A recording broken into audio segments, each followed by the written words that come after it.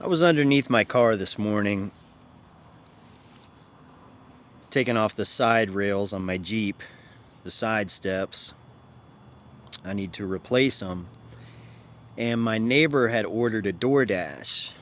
And, this cute little girl comes out of the car. Yeah, she's probably 21 years old or something like that.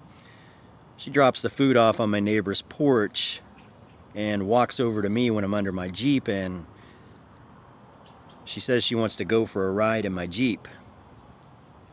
I laughed, and I didn't even ask her for a number or anything. She got in her car and she left. I got to thinking, when I was a kid, on a normal Saturday afternoon, a common thing for me to see would be to walk out in the driveway and see my dad working on my mom's car. And that's sort of like the foundation of their relationship. My dad was a handy guy that took care of business. Whatever the problem was, he could solve it. Whether it be a mechanical issue, home improvement, lawn work, cement, anything. He could take care of business. And, he was just a highly productive individual. He never had to call a mechanic. He never had to call another man to have that other man fix his problems. He did it himself. And he solved my mom's problems. He solved his kids' problems. And looking back, all of my uncles were the same way, and damn near every man from that generation was the same way. They took care of business. Or in other words, they had value. They were highly productive. They were a value to society. And yeah, that equates to sexual market value as well. A woman wants a man who can take care of business. She doesn't want a weenie. A guy who can't get his hands dirty. Who can't fix a problem. Has to call another man to fix the problem for him. That makes him look weak, soft. He's of low value.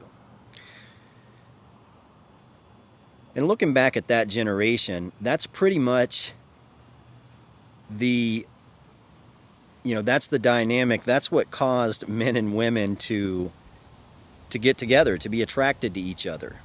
Women were seeking out men who were productive, a man that could take care of her, And it would be very common for a man who works a construction job or has a construction company or something to actually meet women on the job. He might be a mechanic and he fixes a woman's car, and then they exchange numbers and they end up going out, because she's attracted to a man that can take care of business. He's a busy guy. He's always on his purpose. There's something about a busy man that it's just respectable. And respect comes in all different forms. When you get respect from men, that means they look at you, they either look up to you or they look at you as an equal. They have respect for you. And when a woman respects you, that equates to attraction, to love, to lust. Women like to fuck men that they respect. Women like to marry men that they respect. They like to have babies with men they respect. And if you're a man who's busy, a man who's highly productive and takes care of business, you're going to get respect. That's just the way it is. But the problem is, with this generation, there are very few men out there who can even change the oil in their car. Most of these guys can't even change a tire. Unfortunately, it's sad, but it's true. And the reason for this is because half of them grew up without fathers. And all of them grew up with predominantly female role models. I'm talking their teachers, most of the people that influenced them were females. That's just the way it is. I think the school faculties are probably 75% female nowadays. So, men aren't really learning these skills, these principles of how to be a man. It sounds kind of corny, but it's true. So I know a lot of you guys, you come on YouTube and you watch channels like myself, and I sit here and I give you advice, usually related to dating or something, something like that. But I think it would do you a lot of good to, if you're a guy that doesn't even know how to change his own oil, go watch a YouTube video and learn how to change your own oil. And give yourself one day a week, a Saturday afternoon, to change your oil. 1 week you can change your oil. Next week you can rotate your tires. The week after that you can, do some sort of home improvement. The week after that you can do some sort of lawn work. But reserve one day a week to actually sit back and be a man, to learn how to solve your own problems. The majority of young men out there, and it's sad to say, but when anything goes wrong, a pipe bursts, their air conditioner shuts off, their water heater breaks down, their tire's flat, they can't solve the issue. They have to call somebody, they spend a lot of money, they call somebody else, and they have this person, this other man, come in their house and be a man for them, because they're incapable of doing it. What impact do you think that has on you and the way people see you, the way women see you, the way men see you? As a helpless little guy that you're not self-sufficient, you can't get by on your own. If you objectively look at yourself and that's who you are, that's the life you live, you're not living a very good life, I'll put it like that. And just one day a week, doesn't even have to be the whole day, it can be 6 to 8 hours, 9 a.m. to 5 p.m. working on a project, expanding your boundaries, learning new things.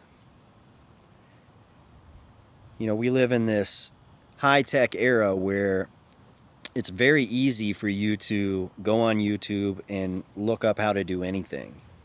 I mean, there's how-to videos on almost anything.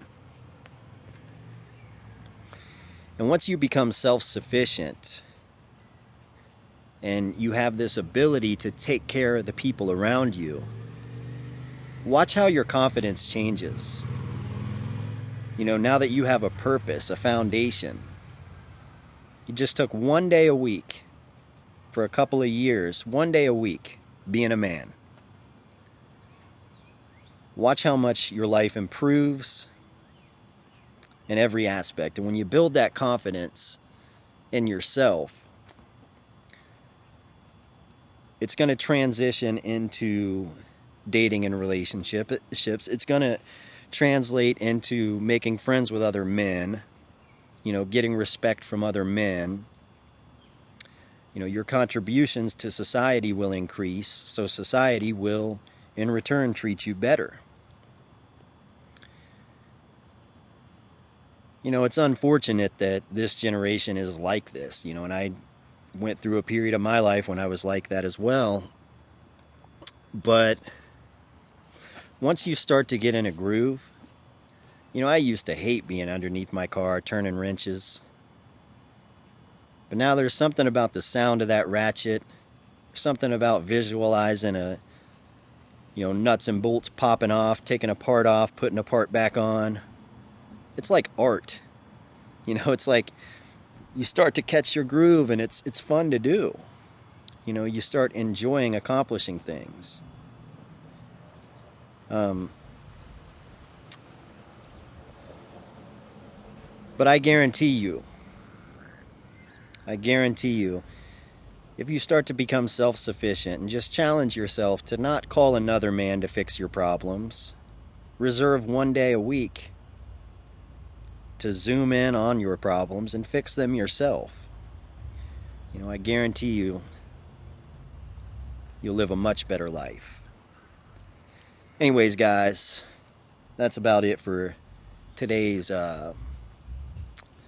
self-improvement video, home improvement video. Hope you got something out of this, guys. If you did, be sure to like the video and subscribe to the channel, and we will keep bringing new content for you. Until next time, see ya.